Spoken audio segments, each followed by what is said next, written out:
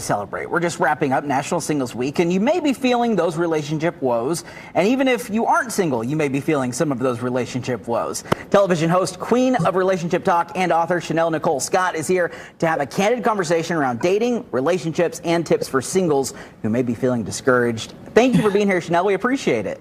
Yes, thank you for having me. Absolutely. In your book, Relationships Matter, you explore the complexity of romance. And what inspired this book for you? My inability to sustain and maintain healthy relationship.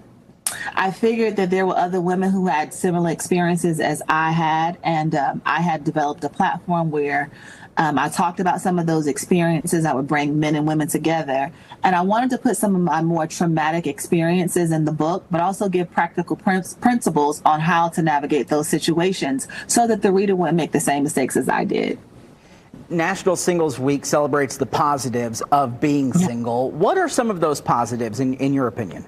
Positives of being single? I think as a single person, I think that is the opportunity to really tap into your purpose. Before you even consider being in a relationship, I think that's the first step to wanting to have healthy relationship, is knowing what your God-given purpose is, tapping into that assignment, finding a level of security, knowing your self-worth. So I think those are the things that you do even before you think about being in relationship. It's interesting. I've been married now. It'll be 14 years this May. Happily married. But one of the first things that people always say if they're single, they go, boy, you're so lucky. I've been looking for that, or I've been searching for this.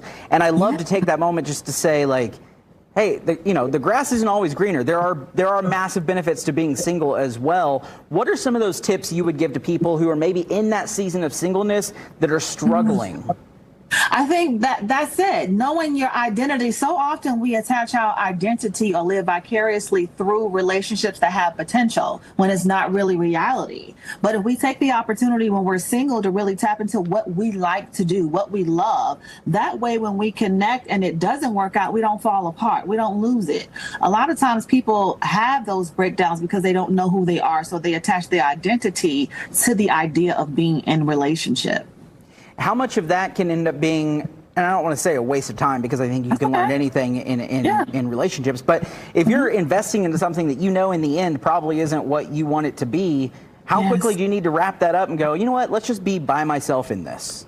Immediately, the moment you see the red flag, you need to run. That is not your person. Like that's the whole process of dating and being single, is to vet the situation to see if it's a good fit for you. So often we make these decisions based on what a person's physicality looks like and not the content of their character. So if there's something that sticks out to you and you know it doesn't agree with you, or you have that feeling on the inside that we get when something isn't right, listen to it. That's your intuition, right? Letting you know that this may not be the situation for you. What if it is, though? What if you are single and you currently are just, you know what, I'm ready to settle down. I want to find that person. Do you have tips for people who want to be in that relationship? Yeah, so my whole platform is centered on purpose. I mean, people are in relationships with people that they don't even like. They are in a relationship just because of the idea of having someone. But in order for that relationship to be successful, you need to have similar goals, similar values. You need to have something in common with that person. And the only way to know that is to figure out who you are first before you go trying to connect to someone else. I mentioned this just a little bit ago. I've been off the market for quite a bit now. So I'm not necessarily in tune with the dating world, but is it easier now than it's been, or is it harder? What?